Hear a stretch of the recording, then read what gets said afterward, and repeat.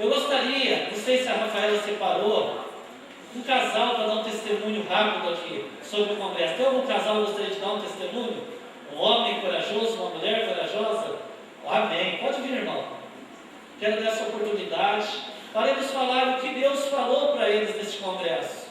Qual foi a parte do congresso que mais tocou a vida deles? Salve, igreja da paz do Senhor. Amém. Como o pastor falou, né? O homem fala primeiro. Brincadeira. Brincadeira, mas um dos pontos dois pontos principais, né, que a gente já participamos de outros pontos de casais, já podemos mostrar que a gente morou fora do estado, participamos fora, participamos aqui, mas é muito bom, porque por dois motivos.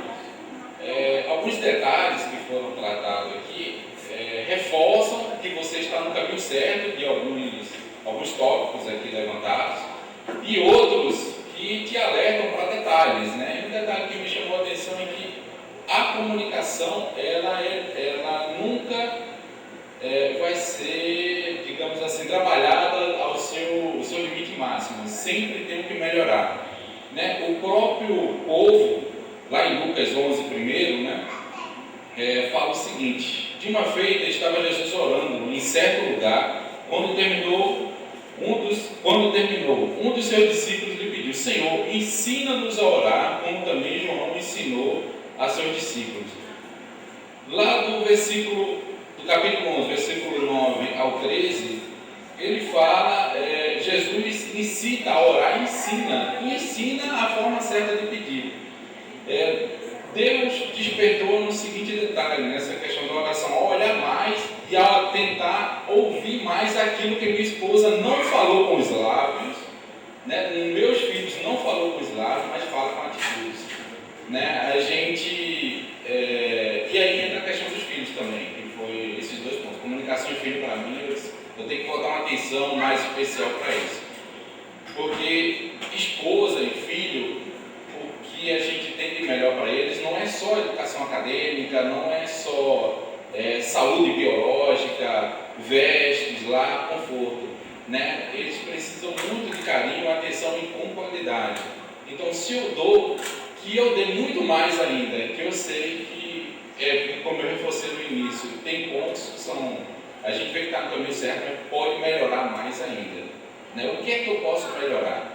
Então, a comunicação e a orientação dos filhos, graças a Deus, me despertou mais ainda para, debaixo da graça do sangue de Jesus Cristo, continuar essa forma de sucesso que vem ser na minha família, né? Então, que Deus abençoe, gente.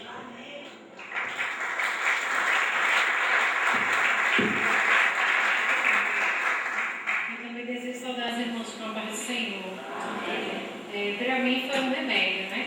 Esse encontro de casais, principalmente que quando a gente pega essas palestras tão maravilhosas e faz uso, né? É uma receita de bolo, né? Parece certinho. E chegando hoje em casa, eu estava conversando com o meu esposo e eu disse: eu preciso ter uma reunião. Eu sou bem sistemática assim, dessas coisas, quando eu escuto na igreja e chego em casa.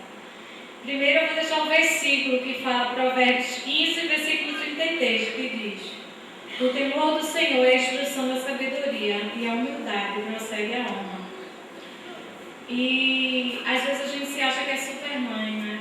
Que está ensinando os filhos no caminho, e muitas vezes a gente falha nisso. Eu vi um vídeo aqui que a criança, os pais fumando, a criança fumando também, os pais bebendo, as crianças bebendo. Enfim, tudo que os pais praticavam de errado, o pai jogava o lixo no chão, a criança jogava também.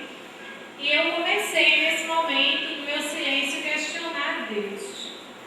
Deus, eu sempre tentei e tento diariamente colocar a Tua palavra no coração dos meus filhos. Com minha maneira de ser, né? Minha maneira de agir. E comecei a chorar. E meu silêncio aqui estava um grito. Porque nós sabemos os filhos que temos. E meus filhos, nessa questão de igreja, eles são meio dispersos. E eu comecei a questionar Deus e fui angustiada para casa aqui depois do almoço. Cheguei em casa, meus filhos me receberam e depois que a gente almoçou, eu falei para eles: filhos, a gente vai ter uma reunião. Nós sentamos na nossa cama, né, os quatro. Aí perguntaram: e aí, mamãe, o que foi? Eu disse: olha, hoje mamãe foi para o encontro de casais e mamãe já comprou praticamente 3 Bíblias para cada um de vocês. Muitos irmãos estavam aqui na sexta-feira quando eu contei meu testemunho, que fui uma criança muito pobre, né?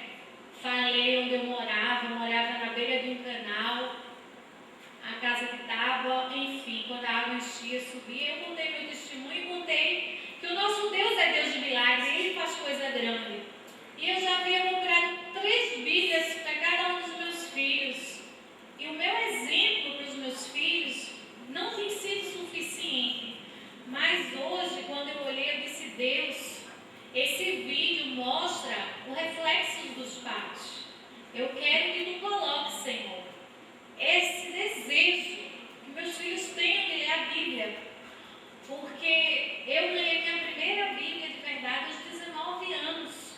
Mas quando meu esposo, que na verdade, na época ele era meu namorado, ele me deu a Bíblia, eu já havia lido a Bíblia 3 vezes. Uma Bíblia velha do meu pai, toda riscada, porque a gente não tinha condição de comprar a Bíblia. Então eu comecei a chorar e conversar mesmo com os meus filhos. Eu disse a ele: olha, se um dia a mamãe morrer, eu quero que vocês sigam o exemplo de mamãe. Eu quero que vocês leiam a Bíblia, porque esse é o melhor caminho que você e seu irmão vai poder levar consigo. É guardar essa palavra de Deus dentro de vocês. Porque eu sei a mãe que eu tenho sido para vocês. Eu sei o exemplo de mãe que eu sou aqui dentro dessa casa. Então eu quero ver o meu reflexo refletindo em vocês. Eles começaram a chorar e eu disse até para eles conversaram dizendo que o amiguinho dele, Lucas, né, tinha ganhado uma Bíblia ilustrada, que eles queriam. Eu falei: não, meu filho, se é assim eu vou comprar. Então foi essa lição que eu tirei. Eu disse: eu posso pedir a quem pode, que é a Deus. Deus, tu és grande, tu és tremendo. A tua palavra diz que o coração do homem, ele se inclina conforme a tua vontade. Então inclina a vontade no coração dos meus filhos, para que eles tenham desejo de te conhecer melhor. Então foi esse o exemplo que eu tirei daqui, né? Esse exemplo de vida. O que você é para os seus filhos.